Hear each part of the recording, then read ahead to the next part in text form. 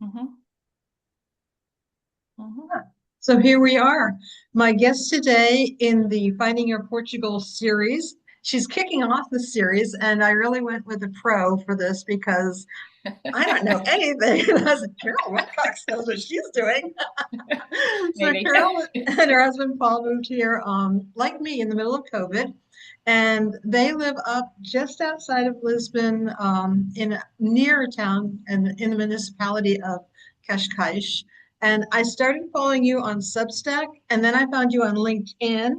And I Right. think everybody in the world goes to your YouTube channel, which is my Portugal journey. So I was like, how did I miss her before I moved here? Oh, she wasn't here yet. So welcome, and really thank you for coming on and chatting with me about how you found your spot in Portugal. Oh, And I know that you have Portuguese ancestry. Maybe I don't I know that. do. I Ah, do. so Yes. on what side and where from? Both sides. Both sides. Wow. Both my mother and my father. My parents were both born in the United States, Hmm. but my grandparents were born in Portugal. My father's side in the Azores, and my mother's side in the center of Portugal near Viseu. How did they find each other? Well, they lived. My parents lived in the same community in Rhode Island, and that's Oh, how okay. they met. But they were. I'm second generation American, Right. so my grandparents immigrated to United States when I think the early 1900s. Right. And so, yeah, I have family on the island, and I mean, I think I have family. I know I have family in the center of Portugal because I've actually met somebody there. Oh, that's very cool. But I still am doing some exploring. It takes a lot of time because I'm piecing bits and pieces of the Yes. puzzle together. Uh-huh. But I have found some interesting things, and some people have been really very helpful in getting me to the point that I've gotten to. So yeah, it's Oh, I been love that. interesting. Yeah. Yeah, I'm laughing because I'm like, so they either immigrated and ended up in New Bedford or Rehoboth. Because Those are very popular places. And actually, my father did spend some time in New Bedford. everybody Um, does. and my grandmother is buried in New Bedford. Yep.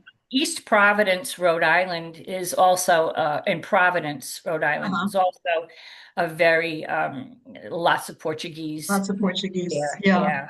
And I So, was just over the border in Massachusetts, so we have, the enclaves of Portuguese, and my sister-in-law actually is Portuguese descent. So so yeah.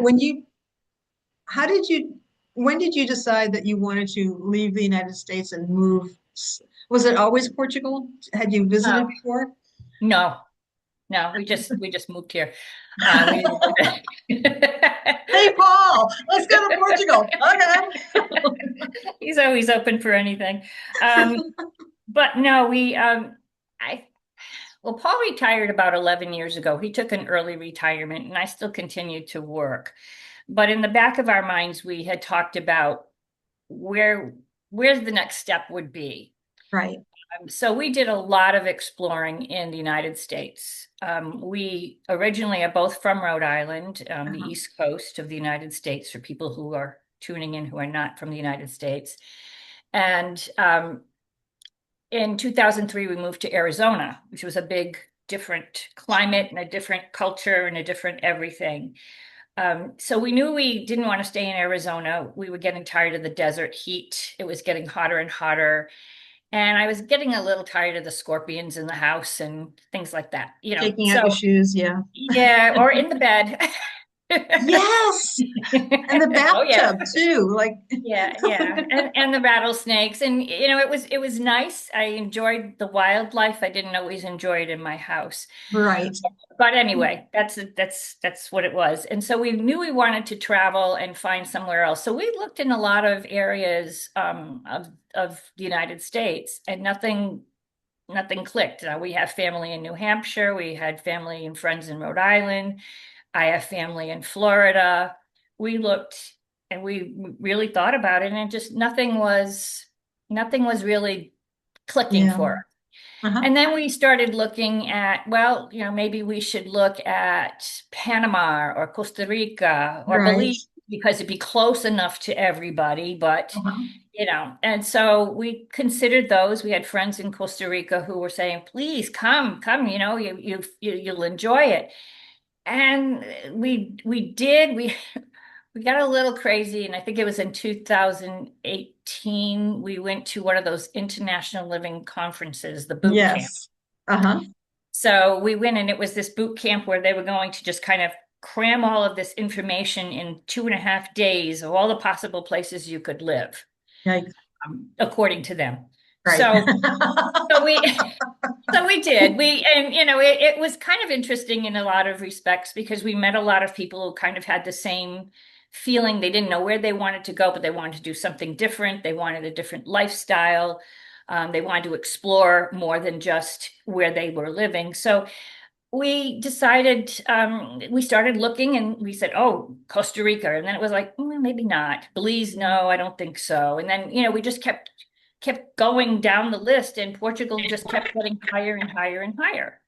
And so we just decided, let's just do Portugal. And my husband, in the military, he was in the U.S. Navy as an enlisted person years ago, and he was stationed in Italy. So Okay. he traveled all over Europe, whereas Right. I didn't have that opportunity. So he always said, I want to show you all the places I've been. So we said, okay. Oh. So we started with, well, I have a very strong pull to my Portuguese roots. Uh-huh. I really wanted to explore there. Portugal had a lot of the things that we thought we would like in a new lifestyle. The Right. climate, the people. We wanted to live near the coast again. Um, Close proximity to all these other places we can go in Europe. Mhm. And so we Yes. just decided, let's choose this and see what happens. I mean, it's funny the way that, because Costa Rica is one of those places that everyone looks at. So is Panama. People kept suggesting Ecuador. Oh Um, yeah, that yeah, too. right. So there's all these places that when you read like International Living and all those and the blogs and all that, you see Yeah, the same places come up over and over again. right. And Portugal is always topping the list. Yeah, it And is. the only thing I don't like is they are still portraying it as a cheap place to live, and Yeah. not so much. No. It's cheaper in some respects, but it is Mhm. not cheap. Yeah, Yeah, yeah, exactly. yeah. So you moved here without ever having been to Portugal. Correct. And so I think I know the answer, but you didn't get to do the scouting. Were you planning on doing a scouting trip? We put our house on the market in 2019, knowing that we were going to make the move, and we thought in 2020 we would make the move. Right, So we thought we would have some time in 2020 to do a scouting trip and just see if it felt right. And then, of right. course, things just kept pushing back and pushing back and pushing back. Oh, it'll be over by June. It'll be over 2 by weeks. September. Yeah, 2 weeks. There you go. So we decided, we started to get panicky, and it's like we're wasting this time. I was working from home. Like my Uh-huh. husband was retired, he had his own side business. But I said one day we're sitting there watching TV and watching all this horrible stuff happening with COVID and people dying and all this. And I said, what Yes. are we waiting for? Let's just go. Let's just get the process going. Let's Mhm. go. We had already sold the house. We were living in a rental home. Uh-huh. We had purged everything we needed to purge. Our dog had passed away. We didn't have that Oh, responsibility anymore. So it was right. like, let's just go. We're getting too old. By the time we do this, it'll be 2 or 3 years from now, and maybe we won't be able to do it. Yeah, and that's it. And it's really not because I talk to a lot of people like, oh, I'm in my 70s. Am I too old to do this? It's like, it's not how old you are, it's how healthy you are. Right. So yeah, How but motivated you are too, because it takes a lot of motivation. it Yeah. does. It's I see people that they start to do something and they just give up right away. I'm like, oh, you're never going to make it through the driver's license process. No. And to be honest with you, we did most of it ourselves. We Mhm. did have some help along the way in certain aspects of it. And when it was all done, I was in charge of getting us here, and Paul was in charge of the logistics of our pallet of things that we brought. Uh-huh. And he's excellent at that, I would still be trying to figure that out. Thank you for So that. we each had our assignments, and by the time it was all done and we were getting on the plane and we were actually flying to Portugal, we just looked at each other and I said, I think this is one of the biggest accomplishments we've ever done. It's a lot. It I was is. exhausted. I was exhausted. So it was worth it. It was rewarding. Mhm. But it isn't for the faint of heart. It really isn't. It really isn't. No, and No. that's okay too, because sometimes people step into their own courage, which is kind Yes. of um Very true. okay, Very true. so how did you decide what part of the country you're going to end up in? Did you just everybody went to Lisbon, or how was that decision made? We originally thought the Algarve, Uh-huh. actually, because it was the lifestyle we were accustomed to in Arizona, Right, the exactly. golf club community and all of that stuff. And then the more we talked about it, we were working with some people who were mostly between Lisbon and Cascais, Uh-huh. for the apartment that we rented, for some of the legal issues we wanted taken care of, things like that. And I said, I think I would rather be here in the more in the metropolitan area where our services are and where Right. I know we can get to hospitals and I know we don't need a car. Uh-huh. And let's just land there. And then once we're there, we can do as many scouting trips as we want because we'll have the time. So that's what we did. Oh, that's great. What year did you actually show up? Was it 2021? Yes, it was August 29th, 2021. So coming up on Almost 4-year an anniversary. anniversary. Congratulations. Thank you. I came in January of 21, and Okay. I was not sure they're going to let me into the country because they kept closing borders. Yes. And even as I was standing in line at Customs and Immigration, I'm like, I wonder if I can see anything before they send me back. It was like, I know. I know. It was a scary weird time. times. Yeah, Very it was a scary very times. scary time, and it was still we were still having lockdowns at that point. Yeah. And luckily the vaccinations started coming in and things started opening up again, but Yeah. it was kind of freaky. And so that's a really brave thing that you guys did. Oh, It's you like, too. I mean, we waited a little bit longer than you did because of that exact same thing. We were yeah, concerned if we got here and we were on lockdown, we didn't even know what the grocery store was. I mean, how are we going to get what we need? At least in Arizona, we know where to get things. And so exactly. we kind of timed it so that it was towards the end of the 2021 as opposed to the beginning. And it was Yeah. just luck. I mean, it was just a lucky thing. I really. I have been so lucky here. And people are like, well, how did that work out for you? It's like it was just stupid luck. Like, I don't think we give luck enough credit for what's happened. No, but after you So experience something like this, I think you do because yeah, it's very lucky to be here and that we got here, even got yeah, here in exactly. one piece. So so I've never been to Cascais. So Okay. and believe me, trying to wrap your mouth around the name Cascais. Yeah.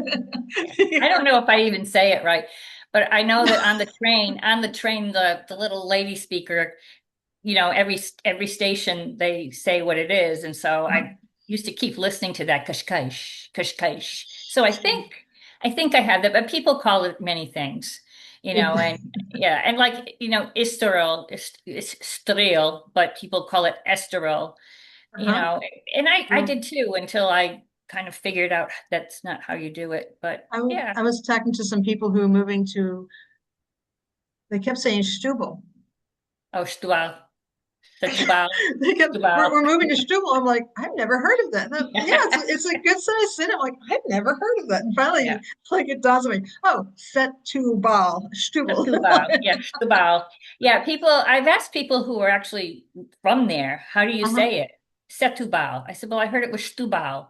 And Yeah, then other people say, no, it's Stubal. It's not Setúbal. So I don't yeah, know. I know. So wait, so before we get into your town, how are you doing with Portuguese? Did you speak any Portuguese before you got here?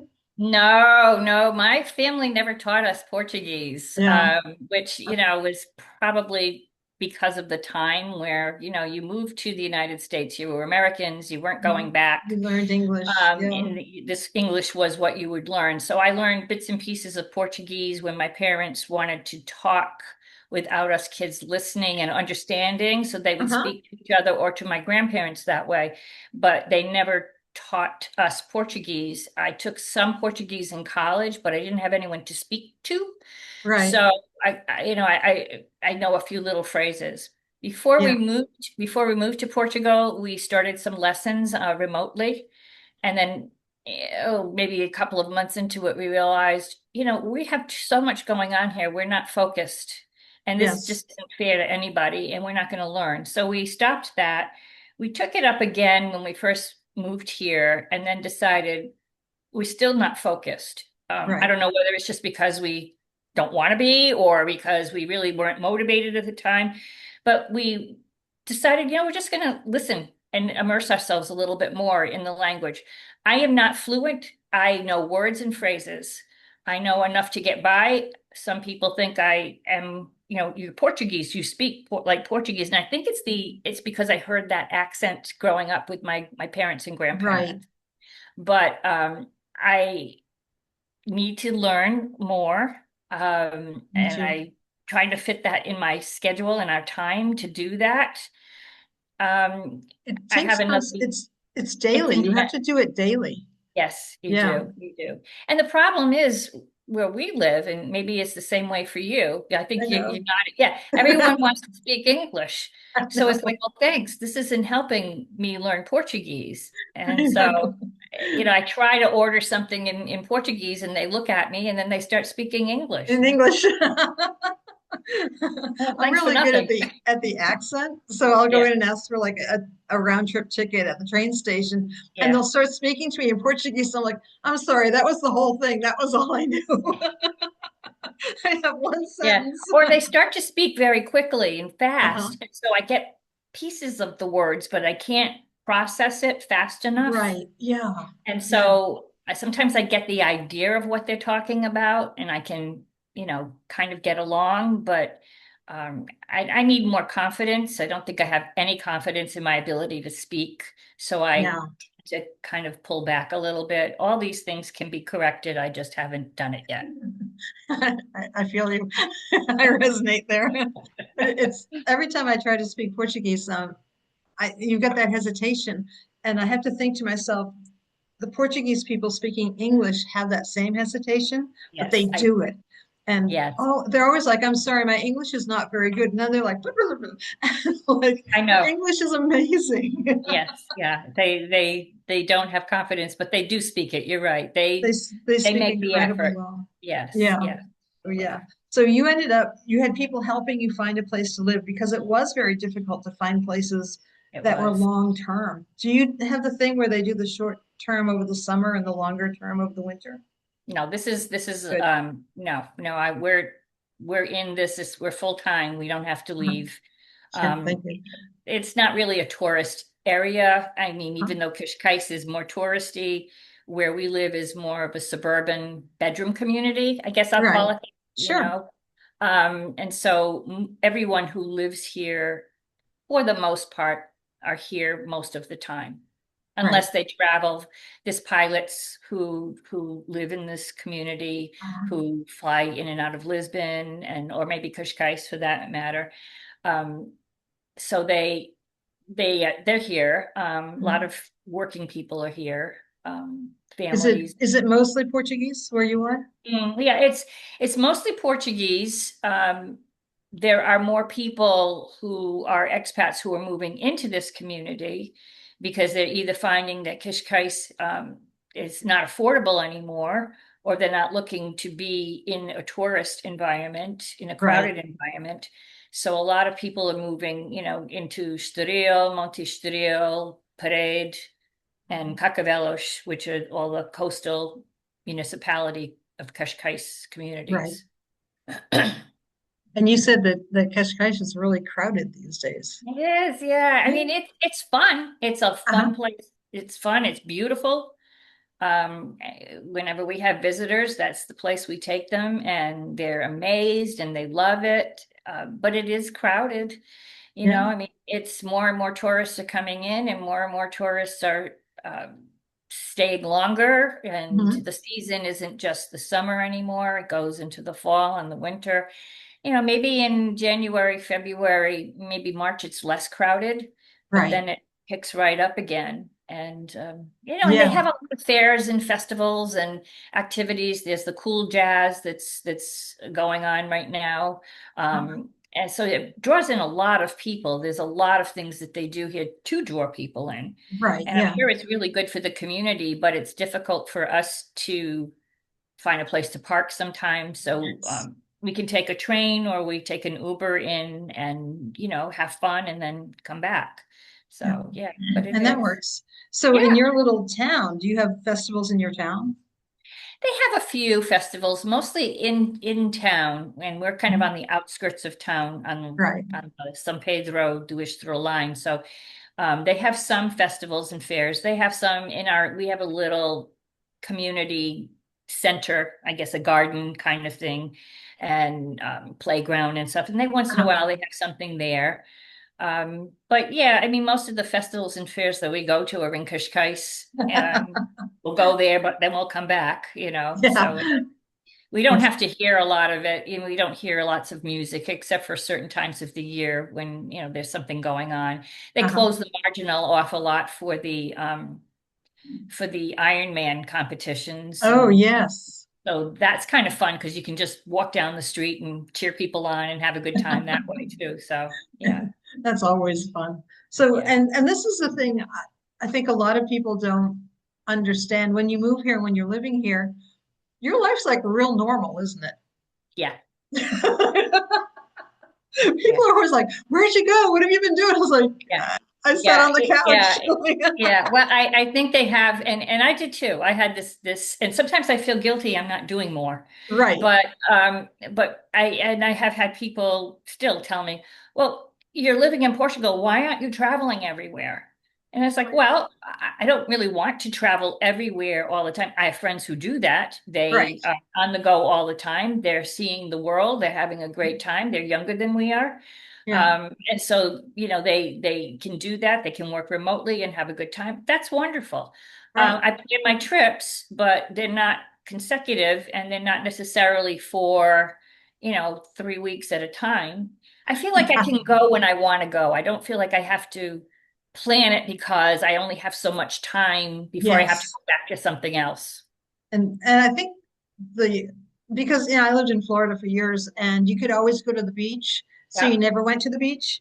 right. And same thing here. It was like, "Oh, have you been over to the beach?" It's like, "No." Yeah, Like, I can see it. It's yeah, right there, but I yeah, don't, because I can see it, I don't have a need to go to it. yeah, And yeah, it's the same thing, I think, because when I moved here, I was like, "Oh boy, I can travel all over Europe." And I'm still working. So, I really can't travel all through Europe all yeah. the time. Right. And the other thing is because you're here, you can. And Yes. I think it takes away the urgency. Um, Agreed. Agreed. yeah. Yes.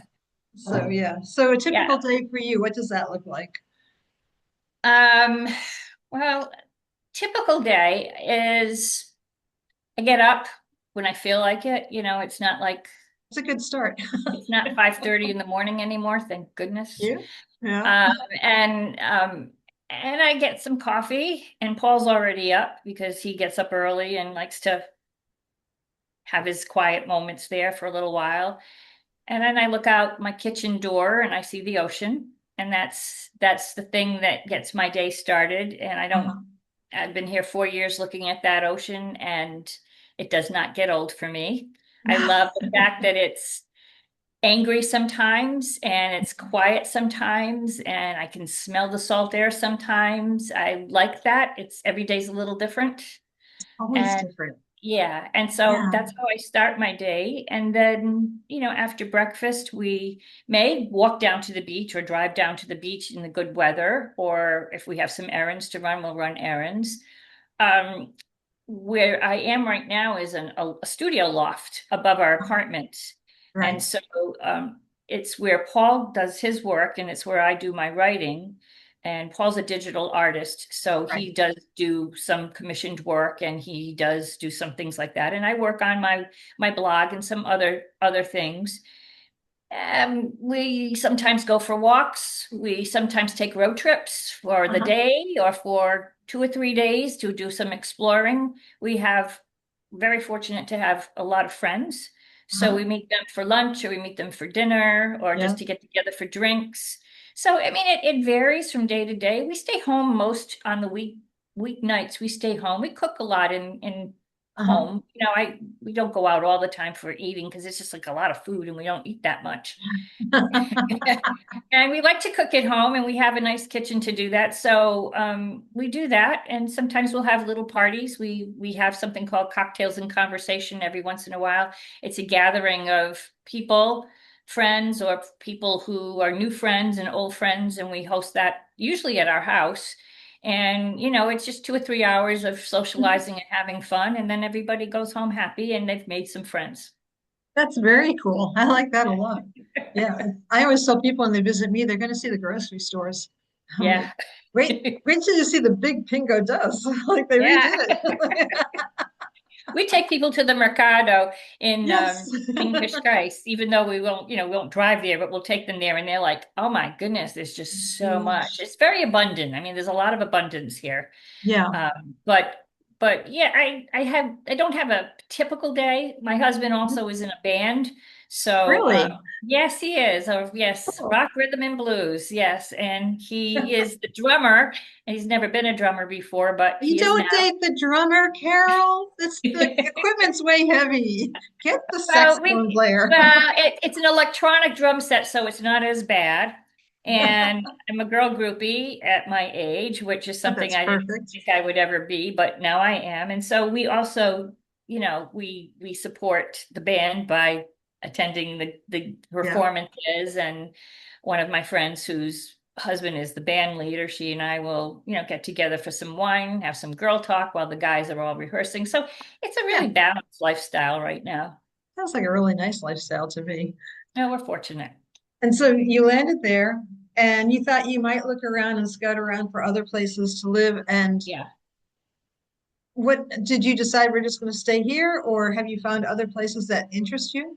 There are other places that interest us, and we struggle with this, Paul and Uh-huh. I, because um, we've established ourselves. Maybe we didn't realize we would establish ourselves this fast. So Uh-huh. we met a lot of people anywhere from Lisbon to Cascais and beyond, and Uh-huh. Sintra and the surrounding areas, and even in the Algarve, we have friends. Right. So but here is where everything is right now, and life changes, and situations change, and people move on. Right now, this is a good spot for us, Uh-huh. but that's not to say we aren't looking at other places for the future. The Algarve is very nice, but a lot of it is a little bit crowded and touristy. It We like is. Villarreal de San Antonio. It's called I love Dorsa. if I had seen that first, I might have ended up there. Yeah, and we have friends there, so we do spend some time down there. We spent a week in last month at the beginning of June and rented a little vacation home, and it was fun. It was just Yeah, it was a different vibe than here. So it was it kind of is. fun. Yeah. And we hung around with our friends and we, took the ferry over to Ayamonte, Spain, and Yep. did some shopping, that kind of thing. So it was fun. Um, we like Coimbra a little bit. Uh-huh. I would like to explore a little bit of that. We also really like the center of Portugal, which is surprising since we kind of like the ocean. Yeah, But the center of Portugal, where my mother's side of the family is from, is very interesting to us as well. And we right. do go up there every once in a while and just check out some of the villages there. So I don't know what the future is. Right now, this works. We'll see Uh-huh. what happens in the future. I like that a lot. So when you first moved here, and you were looking for a spot, were there any deal breakers or any must-haves when you were picking out not just apartments, but the actual area? Well, we had thought of Lisbon, but I think both of us are not really city people, like being Yeah, in the city. We've never really lived in a city like Boston or New York right. so we've kind of more been suburban people. and like a little bit of quiet and space. So we were concerned about Lisbon. Plus, Lisbon has many hills, and we didn't want to be hiking to everything because when we first moved here, we were not going to buy a car. Right. We have since done that. We have since bought a car, but before that, we wanted something that was walkable and relatively flat. Yes. It didn't have to be super flat, but it didn't have to. We didn't want to climb mountains all day. Yes. Um, Thank you. we wanted we wanted something that was accessible to public transportation because we weren't planning on buying a car. Right. And some of the basic services, we wanted a pharmacy, we wanted to be close to a hospital, we wanted to, close to things like, the barber and the hairstylist and just, Normal little, amenities. yeah, normal amenities. It didn't have to be a lot, but just enough so that we, could get around what we need to get, a bank, anything like that, just local things. Uh, We were looking for something near the coast. As far as the area, we were pretty open to where we would live. And, a lot of it was tied to the budget too. How much is this going to cost to live here? And we didn't want to overspend to begin with. So we were kind of looking at something maybe a step or two down from what we could afford in uh, case things changed. So, yes. yeah. And Like so, the exchange rate dropping. yeah, yeah, kind of like that. Yeah, kind Yes. of like that. Kind of like that. Yeah. Yeah. And so we those factors came in as far as where we wanted to live. We had downsized enough so that we were comfortable living in smaller spaces. Right. But we also didn't want to live in something so small and so different that we would be turned off by it. Right.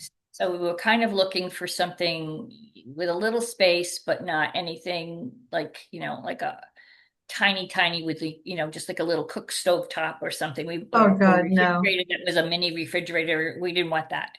Yeah. And I knew that if we did that, I would probably be back in the United States by now. It's just, I'm being honest. I mean, No, it's seriously, yeah. yeah. So we started looking at apartments that might be a 1 or a 2 bedroom, preferably a 2 bedroom, maybe a 2 bath. We needed something, if it wasn't ground floor, we wanted something with an elevator. Right. And not all of them have that. We wanted heat. Um, Yes. we wanted heat and we wanted, if possible, air conditioning, but that was not a deal breaker. Uh-huh. Um, Something that was just accessible. We didn't have to be in an expat community specifically. Uh-huh. We didn't mind being in a Portuguese community because we get along. We're respectful of everyone and people respect us. And now people are starting to warm up to us because we've lived here for a while. Right. Yes. Yeah, yeah. And you have to actually put in your time in order for them to realize that and rightly so. I mean, I Yeah. understand that. I totally respect that. And people So come and go. I mean, expats come and go. they do. They do. Yeah, Yeah. we've had friends who do. But so those are kind of the things that we really needed to have. We Yeah. weren't even really thinking about a parking space, but I'm kind of glad we have a space Right. now because of the car. But we had a huge list. And then as we realized we needed to pare it down, we kind of picked like the 5 things that were the most important to us and kind of Right. focused on that. That's a And we really came good strategy. Yeah, and we came pretty close. There Yeah. are some things we like, some things we don't, but nothing's perfect. And even when we lived in the United States, nothing's perfect. So That's an absolutely perfect attitude to have. Um, I have one final question for you, sure. and that is if you were talking to some, and you do talk to people who are thinking about moving, that's one of the things that you do. Yeah. So when you're talking to people who are considering moving to Portugal, what advice do you give someone as they're trying to find the right spot in Portugal for them? How do you help them find their Portugal? Well, I think people, the people that I have spoken to, have this kind of a preconceived idea of where they're going to live, and they have this very European lifestyle figured out. We want to be Right, near the cafes. We want to be near here. We want to do this. We want to do that. Some of Portugal is that. Much of Portugal is not. Right. And I think you'll find that in other European communities. I mean, it's really great to, watch Stanley Tucci's Italy or Somebody Feed Phil, and he's all over the world, and you see all these beautiful places, and they exist, but Right. not always, they're not always convenient, and they're not always what you really want to live Uh-huh. in when you start looking at the bigger picture. So I ask people to be very open-minded about where they live. It doesn't, I find, and I don't mean to be disrespectful to Americans, I am one myself, but I find that we have to get here, we have to establish ourselves, we have to rent or buy, we have to have this. And it's like, no, you don't. Why don't you allow Right. Portugal to find you instead of you trying to find your place? Why don't you just be open and see what fits, what resonates with you? Give yourself at least a year to figure that out before you make a commitment, because I can guarantee you your whole attitude will change. It will do a full circle change from when you get here with what you think you want to what you actually do want a year from now. I do think it Hopefully. makes a difference. That's my advice. Some people don't appreciate it, but it's the truth. And I kind of how I feel about living here. I think that's so perfectly on target. And I have talked to people that are like, well, what about this? And what about this? And what about this? And I'm like, oh, honey, you are way too jacked up for Portugal. You're gonna need to take a couple of quaaludes before before the plane Yeah. lands, right? Yeah. And It's and I was one of those people. So I mean, that's why I think I speak from experience, because I also had a big list of what I wanted to do. And when we moved here, I said to my husband, we're only going to be in this place for a year because it doesn't have the cafes down the street, and it doesn't have this, and it doesn't have that. And within a year's time, I can tell you that I'm glad I waited, yeah. because this fits me better than I expected it to. It's not perfect, but like I said, no place is. But it fits our lifestyle well, and I'm Mhm. glad we didn't rush to make another move. I'm glad I'm that we glad. waited that year. It made a big difference. It's a huge thing. I think you have relaxed into Portugal. Still learning. There's still moments of frustration. There's Yes. still moments of what am I doing and why am I doing this? But um, it's a good lifestyle for right now. Yeah. We're happy. We the stress level has gone down. Yeah, there's things happening in the world that stress us out, but we control what we can control, Yep. and we appreciate the people that we're surrounded by here. The Portuguese people are very generous and Yes. very kind and very accommodating, and Mhm. we're very grateful to live in a community that feels like that. Feels like it used to feel years ago when I was growing up in my community. Paul and I talk about that. People still enjoy just sitting outside or gathering with friends or going down to the beach and just playing all day. And it's I know there's stresses and I know they have stresses, but it's just a nicer lifestyle for us at this stage of our lives. We're grateful to be here. That's perfect. Carol Wilcox, our Portugal journey. Thank you so much for joining me today. Thank you, Barbara, You for can having call her me. living the life. I'm so glad you're here. We'll get together again soon. I would love that. Next time you're down in Villarreal, because I'm right over in Santa Lucia, and we're going to have coffee and wine. So y'all can We be are. jealous. You got it. You got it. That's the date. Perfect. Thank you so much. And I'm going to put all your links and stuff to all your stuff in the notes. So follow Thank us you. along, find your Portugal, or as Carol said, let Portugal find you.